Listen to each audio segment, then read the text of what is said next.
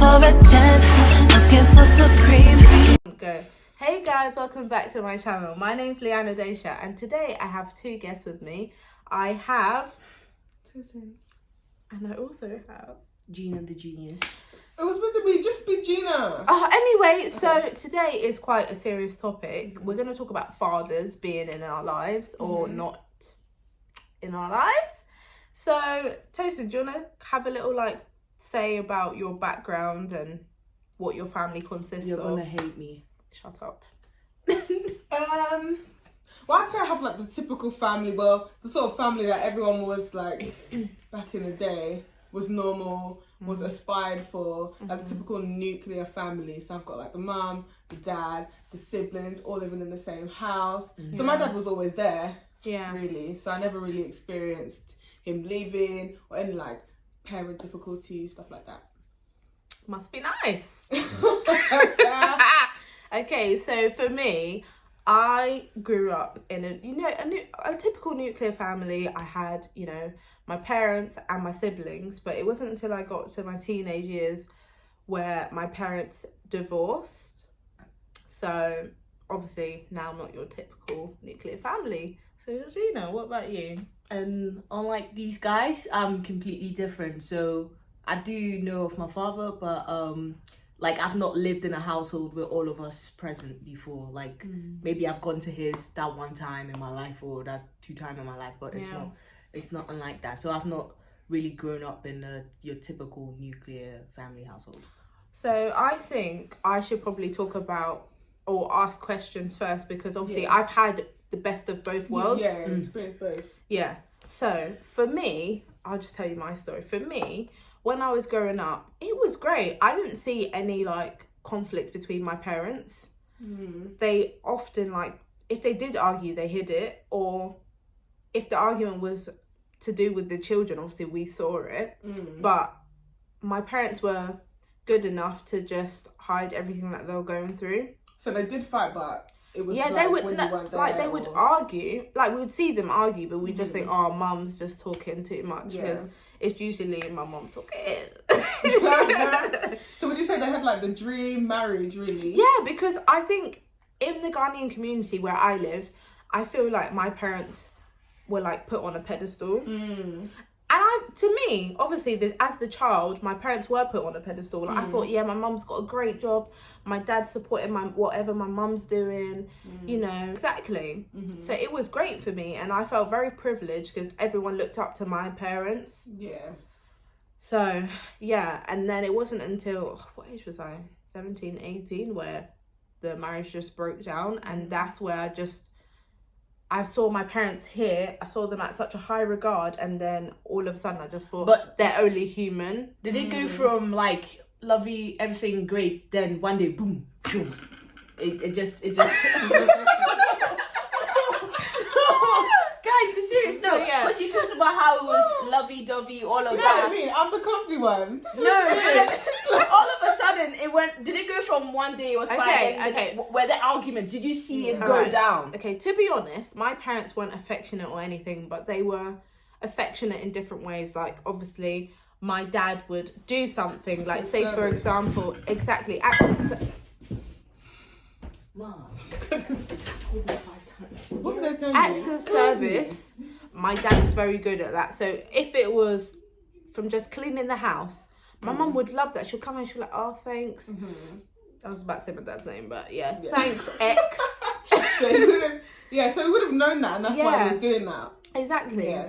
But my dad wouldn't think that that's a big thing, but So my mum would see it as a big thing because my mum was always out of the house working. Yeah. So if my dad was to do that, she would be really grateful of that, because that's her role. Traditionally, that's her role. So really, you weren't really the typical nuclear family anyway, because your mum was the one working. But my dad was working as well, but my mum... Was she the main breadwinner? Was the main breadwinner. Okay. Exactly. Yeah. So for me, I guess I'm not your traditional family because my mum was the breadwinner. But that was only when I was born. Before I was born, my dad was the breadwinner. Yeah. Is that what you told, or is that what you know? That's what I was told, and that's what I know, because my mum always says it. Okay. Okay. So who's next? And how do you feel your parents cope with that change? As in my dad being the breadwinner and then my mum being your mum, yeah. My dad was supportive. My dad wanted everything that was great for the family or what was good enough for my mum. Mm-hmm. But did that affect your family in any way? Like, was she not there as often? Because Oh yeah, definitely. I was not close to my mum when I was younger. Sorry, mum, if you're watching this. I wasn't, because she wasn't at home. Everyone knew me as the daddy's girl. Oh, I was not do you close to my mum. resent your mum for that, or it's not a place of resentment? It's more of a place of you understood why she had to. No, I understood. But I guess And I even understood later. I even understood when my dad was working. Like, my dad used to work shifts, so he used to do mornings, like 4 days, and then 3 nights. He would do 3 nights. But I used to miss my dad more when he went, when my mum went. Then Than when my mum went. Yeah. Okay, Tosin, do you want to go? I'll go last. Mine is it. Okay. Well, with me, I on my DSU, I didn't grow up here. I grew up on the west of the African coast, Ghana to be exact. And basically, growing up, I mean, I've been told that when I was born, my nuclear family was together, but I wasn't. Right now, I don't have a recollection of that because I was way too young, and I think I was a baby then. When my mom and my sister moved out, so it was just me, my mom, and my sister. And then, like, sometimes I'll see my dad, but as I said, like, you know how these guys would wake up, both parents out there, they'll have breakfast, all of that. I didn't really have that. But obviously I've seen that. Did that affect you in any way? Because you didn't know any But you different. didn't know different. Exactly, I didn't know any different. Like, I cherish my mom, I cherish my family. When you started asking questions, like, you would have seen other people with their dads and their mums, so... I just thought that was normal. I just thought that was normal. Is that because you were in Ghana, or is it because you were here? Like, what's the difference? No, I just thought that was normal until I grew up to realize that, oh, that's not normal. And I vowed that, like, in the future. Okay, let me just stop you. What is normal? Growing up, that's all I knew. Because this is what we're told. We're told that to raise a family, you need a mum and a dad, but you don't need a mum and a dad. But nobody told me that. Yeah. So growing up, I didn't always say where's my dad. Anyway, yeah. Like, I didn't question that. Because and another thing is, growing up, I was also surrounded by a lot of families like mine. Okay. So it seemed normal. So I'd never be like, oh, where's my dad? Like, I don't even think I ever asked that question. I kind of just accepted it. That was it. And obviously, for whatever reason, my parents aren't together, but they're both trying their best to make it work. So, but nah, like, growing up, I just thought that was normal. And obviously, when I grew up, like, that, because I've never had that, I have, like, that should not swear, but I've sworn that would never happen to my family. Because that is not, like, I want both parents present. I know what impact it's had on me, like, so, like, I definitely want the father figure and the mother figure at home. And not to say that I didn't have father figures around me, because obviously I had uncles around me. But, like, you know how, you know, we probably have breakfast together. You have dinner together. I've never had that. Yeah, but it's hard for you to say that, you know, I don't want to raise my children that way, because let me bring my BA social work into this. Oh, God. If you know about transference theory and how things are passed along from generation to generation, did you even know that? Of course I know that. Me, BA social work. Guys, if you like have not come, I'm not BA social studies. But I just feel like it's easier to say that, yeah, of course I grew up like that, and I know that I don't want my children to grow up like that, but because you've been through that and that's all you know, you're inclined to do that yourself. Oh, but without even knowing. One thing I know is that, like, I can always do it because my mom has always done it. So, God forbid, but if my... So you prefer it? No, it's not, I don't want that. But if it happens, I know exactly what to do to handle it. Yeah. It won't be something new. My mom's done it. I have the strongest bunch of women around me. So it's like, if that was to happen to me, I'd be like, God, why did this happen? But then I have the best role models around me to handle it. Like, I wouldn't be like, oh my God, this guy, like, I would just be like, oh, okay, my mom did it. That it's my turn now. Yeah. But I don't want that. I feel like because I've had the best of both, I don't want to say the best of both worlds, because really it's the best. But because I've experienced both sides, I'm able to adapt to this situation I have. I'm not saying that, God, I want to get married and then divorce. They ain't the plans. No, that's not part of the plans. God forbid that. In Jesus' name. How did you adapt then? I mean, you were I just- older. It's not like, do you know, when you were Okay, like so a let me. child. I can't even you're- jump into my little brother's shoes because I wasn't his age when it happened. So your brother was But- probably like me. yeah, Yeah. exactly. So Yeah, he he doesn't wouldn't know have any. experienced, like, Yeah. well, he split does know household. different because he was old enough to remember. Okay, I wasn't old enough to Whereas, remember. yeah, no. How old was he? Probably. How old was he? He was like in year. Was it in year 7? Yeah, I was a So baby. he's old. He's I was old baby. enough to Enough to understand. understand. Whereas you have no recollection. Collection. No. But the thing is, when he's that age, he has to like experience the split households. He has to go to his mum's house, his dad's house. Yeah. But when you're Whereas- 18 years old, you've got Whereas your own me, I'm choices. over it. I don't need Yeah. to. I don't rely on my parents, so I don't have to feel like, okay, I need to spend time with mum or I need to spend time with dad. That's not me. Whereas my brother, he feels like he needs to split his time, which is quite sad. Definitely. But the don't- thing is, do you think it's because he's a guy and he needs that No, father it's figure? not. It's not because he's a guy. It's that you need both caregivers in your life because that's what he grew up with. Whereas And once you you- okay, did when not you grow grew up up with with that. two caregivers, whereas my brother did. And when you know both parents, you're going to want to show both parents that you love that them. you love them. Right. Okay. Whereas you've never had that I've never really. like okay. other caregiver with you. So Yeah. my voice is doing yeah.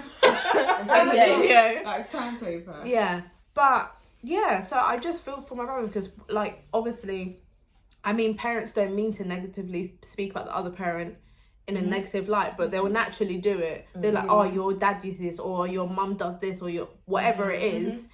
And my brother will probably get the brunt of it because he sees both Exactly. parents, whereas I just see my mum. I don't really see my dad. Tosin talk.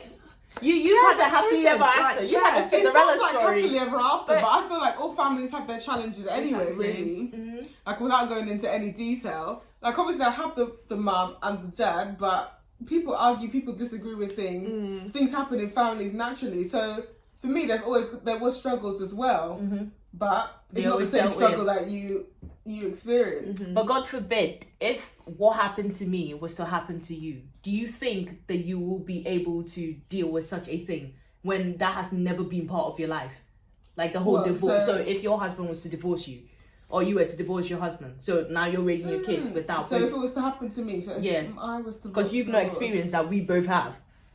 I don't know. I think because now I'm aware of, like, for example, like most marriages, like 40% of marriages end in divorce. So I don't want to say that I go in there with like a negative. Sorry to cut you off. And you have like, it's to do with your experiences. Even if it didn't happen to you, your friend probably went through a relationship Yeah. where you've told them like you need to leave this person. And you've watched them leave the person and seen how they deteriorate. So you think to yourself, okay, I don't want to get myself into that situation because I don't want to end up like this person. Okay. So I feel like it depends on your life experiences and what you're exposed to as Jesus, why is my voice like this? Guys, Oh, girl. I'm crying. No, I'm joking. Huh? This guys, this drink has gin and elderflower in You it. think it's water? You think it's water? I said, oh, cool There down. you go. Cool down your temper. I don't even have a temper. Temper your temperature. I cut you because I said that You were answering the question I asked. yeah, you were saying you don't think that you think you'll be able to adapt because You're you've don't know. experienced it. Not that I've experienced it, Like, it's just you- that I've seen- exactly. I've seen what. your friends. No, I can see my friends. I can see how marriages can end. You see it every day now. Like, a lot of the marriages do. And being but you see a lot of, I don't know, families that are going through such challenges, complex really. circumstances. Exactly. So that you just say, I don't wish that upon myself. So I don't know. I guess I don't see all marriages as pretty, really. So I feel like we portray that everything is fine when it's not perfect. it's really. not perfect. Yeah. It's not perfect, but I'd like to see that light at the end of the tunnel. Than of not. course, I think So, everyone. you know, like I, how do I say this? I really, really want my marriage to work. You don't understand how important that is to me. And if like I get to my wedding and there is and there's an ounce of we will divorce, I will not go through with it. Because my aim is not to marry and remarry. My aim is to marry and that be for it. When I say I Till do, death do us I part. am going. If you don't die naturally, I am going to kill you. It's just me. It's me. You're not gonna leave me. Like you're not gonna leave me. That's not part of the equation. That is not, because I know how much it's affect. Like the thing is, I'm talking very passionately about this now because I know how much it's impacted me. I do not want that for my kids. Yeah. I know She's gonna this kill is her really husband. heartfelt and Yeah. that you're talking to us, but you're also talking to the audience. Sorry. Sorry, guys, you can come in. No, but like that, I don't want that. I want to experience that, and I want my kids to know that that is the norm, not what I experience as the norm. And to be honest, sometimes I think, oh, am I gonna mess it up? Because, you know, strong, independent black woman, I've seen my mom do it. My sister is, you know, and that's the thing. I only have females around me. It sounds like it's something you thought about a lot. Definitely. But yeah, and you think, I don't know, even though I've Another seen thing- it, like the mum, the dad present, that's not really something I thought about. Because I you've know, never you should had have to. experienced You've never it. had to. Exactly. It's never Different. crossed your path where something has happened and you're like, crap, I actually, like, this could happen to me. Yeah, you've never had to think Yeah. about that. Yeah, Whereas that's with really me, it something- bothers yeah. me. But I feel like I'm quite a neutral person. I just feel like life really takes a toll on you and shit happens. Yeah, but So what's your still, perspective I on want marriage to then? know. I want to know that there is a good. There is good, because I feel like, oh, there's too much bad for me. Like, you know how you say Yeah. you're neutral. I want to be neutral, but the thing is, I want the good more than the bad. Oh, of course, me too. I But want the- like- I'm just being realistic and being like, you're human. At the end of the day, if something's to happen, you can't stop it from happening. If your man is looking elsewhere, you can't stop that from happening. Or if you are looking elsewhere, you can't stop that from happening. But if would your you- heart is not truly in the relationship, Yeah. like after a while, you're just like, actually, did I make the wrong decision? But then that's the thing, though. How do you know that your heart is like truly in? I guess you don't. I mean, in the beginning, you're obviously... it's always butterflies and happy. Exactly. In the But then- beginning, you say like, yeah, I really want this person, but then after a while, experiences and attitudes Circumstances. and circumstances are in the mix, and then the person may change. So what are your But then thoughts it's on just prenup, like, guys? why did they? Prenup. Prenup. We ain't getting a Like with prenup. all of that, Oh, I don't mind him. you don't mind it. I don't mind prenups. On the only clause I want in the prenup is that your kids, you take like nothing. I'm not your staff. I'm not your property. Okay. Your kids is absolutely important, and I know you're gonna say, but you've given all these years to him. Okay,